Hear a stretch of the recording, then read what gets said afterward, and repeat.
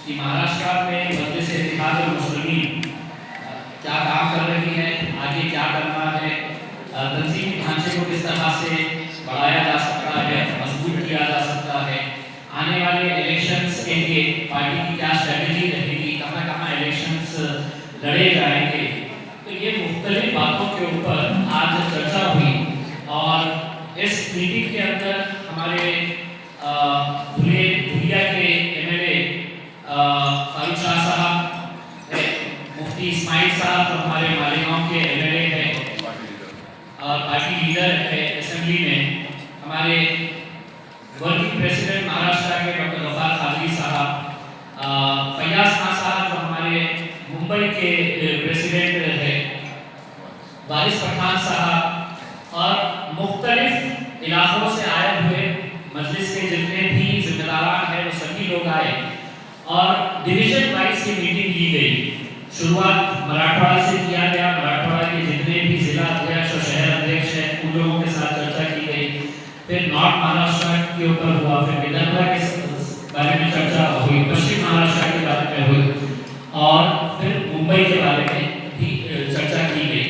और एक बहुत अच्छी तरीके से बहुत सारे सुझाव आए, बहुत सारे लोगों ने अपने अपने जो काम किए हैं वहाँ पर अच्छे काम जो हुए हैं उस ताल्लुक से उन्होंने जानकारी दी। एक अहम बात जो इसके अंदर निकल कर आई है वो ये है कि आने वाले चुनाव के लिए हर एक की ख्वाहिश है कि असदुद्दीन अवैसी साहब आना चाहिए। हमने ये प्लान कराया है कि जहाँ जहाँ पर भी इलेक्शंस रहेंगे उसकी डेट्स फाइनल करके उनका पूरा प्रोग्राम शेड्यूल तय करके अगर किसी जगह के ऊपर हमारे एमएलए साहब को भेजना है उन्हें भेजा जाएगा, फैयाज साहब जाएंगे, डॉक्टर साहब जाएंगे, मैं खुद जाऊँगा और जहाँ पर असदुद्दीन अवैसी साहब रहेंगे इंशाल्लाह उनके भी जलसों को ऑर्गेनाइज किया जाएगा। एक सबसे अहम बात जो इस मीटिंग के अंदर जो हमने सबके साथ डिस्कस करके इसका फैसला लिए है, 27 नवंबर के दिन हम चलो मुंबई का नारा दे रहे हैं और ये पूरे महाराष्ट्र के तमाम मजलिस के जिम्मेदारान जो हैं वो गाड़ियों का सफर तय उनको रिजर्वेशन मिला, सबसे मुस्लिम को और उनका सोशल एजुकेशनल बैकवर्डनेस प्रूव हो चुका है महमूद रहमान कमेटी की रिपोर्ट से। और दूसरा जो है एनएसएसओ का डेटा है जिसको हाई कोर्ट ने माना है। हाई कोर्ट ने कहा कि हाँ ये महाराष्ट्र के मुस्लिम्स में जो इतनी कास्ट हैं वो सोशली एजुकेशनली बैकवर्ड हैं और उनको एजुकेशन में रिजर्वेशन मिल सकता है। वो एम्प्लॉयमेंट के ख़िलाफ़ नहीं थे मगर क्योंकि एम्प्लॉयमेंट की सीलिंग 50% ऑलरेडी क्रॉस हो चुकी थी इसलिए कोर्ट ने कहा कि एजुकेशन में दे सकते। दूसरी बात यह है कि जब पार्लियामेंट में शिवसेना, एनसीपी और आपके कांग्रेस के एमपीज़ ने महाराष्ट्र के जो ओबीसी का जो बिल आया था पार्लियामेंट में उसमें उन्होंने सिर्फ मराठा रिजर्वेशन की बात की। हम उनको याद दिलाना चाह रहे हैं कि आप जब मराठा की बात कर रहे हैं जिसको सुप्रीम कोर्ट ने उनके सोशल एजुकेशनल बैकवर्डनेस को सुप्रीम कोर्ट ने एक्सेप्ट नहीं किया, नंबर 1 पॉइंट, बल्कि महाराष्ट्र के मुसलमानों का सोशल वो कास्ट का social educational backwardness high court ने एक्सेप्ट किया। तो अब उनको ये बताना चाहिए, ये जो सरकार है उनको बताना चाहिए कि जब एक कम्युनिटी के इतने कास्ट का सोशल एजुकेशनल बैकवर्डनेस एक्सेप्ट हो गया, जिनको इंसाफ का तकाजा ये है कि उनको रिजर्वेशन मिलना चाहिए। और ये बात सारी दुनिया को मालूम कि महाराष्ट्र में मुसलमानों का जो कास्ट है उनका लिटरेसी रेट, उनका ड्रॉप आउट रेट, उनका ग्रेजुएशन में रेट ये सबसे कम है, दलित के बाद उनका नंबर आता है। तो उनको तो मिलना चाहिए। आप सिर्फ मुसलमानों से वोट लेंगे मगर उनको अपलिफ्ट नहीं करेंगे, उनसे इंसाफ नहीं करेंगे।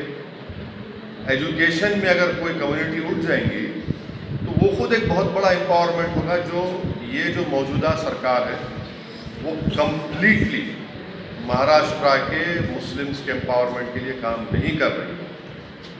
और एक अहम बात यह है कि आपको याद होगा कि जब महाराष्ट्र के विधानसभा के चुनाव चल रहे थे तो उस वक्त MIM पार्टी पर NCP और कांग्रेस ये कहकर वोट ले रहे थे कि मजलिस को वोट मत दो, असदुद्दीन ओवैसी या इम्तियाज़ जलील या MIM के लीडर्स के बात में मत आओ, वरना अगर तुम वोट दोगे तो शिवसेना और बीजेपी को फायदा होगा। चुनाव होने के बाद अचानक ये तीनों मिलकर एक दूसरे से शादी कर लेते, निकाह कर लेते। ये कौन सा सेकुलरिज्म है? ये कौन सा सेकुलरिज्म है? आप तो महाराष्ट्र की जनता को धोखा दिए, स्पेशली महाराष्ट्र के मुसलमानों को धोखा दिया। आप मुझे मेरा डर दिलाकर, MIM का खौफ दिलाकर आपने वोट तो बटोर लिया, मगर जाकर झोली में डाल दिया शिवसेना के। तो ये इनकी हिपोक्रेसी है। मगर आज हम जो डिसाइड करें इसका डिसाइड करें, और 27 तारीख की मीटिंग होगी नवंबर में इंशाल्लाह। मगर MIM पार्टी ये सरकार से इमीडिएटली डिमांड करती है कि महाराष्ट्र के मुस्लिम्स को रिजर्वेशन जो हाई कोर्ट ने क्लियर कर दिया उसको दिया जाए, इमीडिएटली दिया जाए। उसको आपको रोकने की जरूरत नहीं है। अगर आप सच्चे हैं, अगर आप सिंसियर हैं अपनी बात में, तो इसको इम्प्लीमेंट करिए। और ये होना चाहिए, ये जस्टिस का एक सवाल है और हम देखेंगे। सर, अभी उत्तर प्रदेश के भी इलेक्शन, महाराष्ट्र में आपने मुसलमानों के अपने आवाज़ उठाई, उसका खैर मकदम है, लेकिन तेलंगाना में ही 12.5% रिजर्वेशन का ऐलान स्टे पे मिल रहा है। और हमारी असेंबली में हमने रेजोल्यूशन भी पास किया है, गवर्नमेंट ऑफ इंडिया को बुझाया है कि 50% कोटे को ब्रीच करवा। ये बात मैंने पार्लियामेंट में भी कही थी कि 50% जो कोटा जो सुप्रीम कोर्ट बोल रहा है उसको सेंट्रल गवर्नमेंट एक लॉ बनाए, उसको ब्रीच करे। और हमारा डिमांड ये है कि पूरे देश में, पूरे मुल्क में जो आबादी का 50% 10% है, उनको आप 20% दे रहे। तो ये नरेंद्र मोदी की गवर्नमेंट के लिए भी पार्लियामेंट में डिमांड किया कि आप 50% का जो है उसको ब्रीच करिए, लॉ लेकर आइए आप। क्योंकि आपके पास आज मुल्क में, देश में एम्पिरिकल डेटा है जो इस बात को बता देगा कि अदर बैकवर्ड कास्ट भी इसको डिजर्व करते हैं। मगर मुस्लिम आरक्षण का मसला है कि ऑलरेडी हाईकोर्ट क्लियर कर चुका है उसको। जिस दिन 50% का law government of India Modi लेके आएंगे, फैंटास्टिक, तेलंगाना में बढ़ेगा कोटा, क्यों नहीं बढ़ेगा। मगर आज आपको जो है मिल रहा है ना 4%, तो आपको जो मिल रहा पहले ले लेना।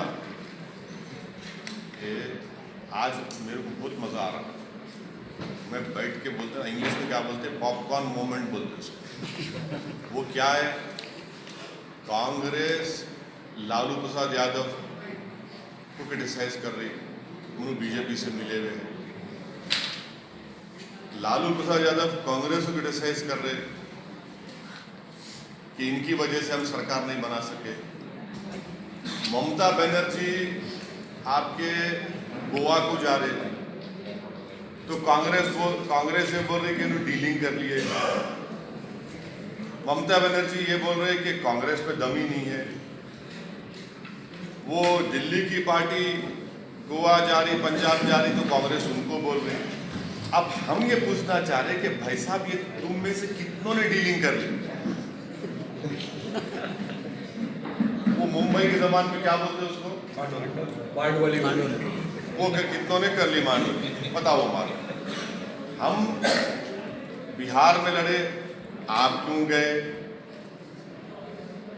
बंगाल में हम नहीं जीते, आप क्यों गए?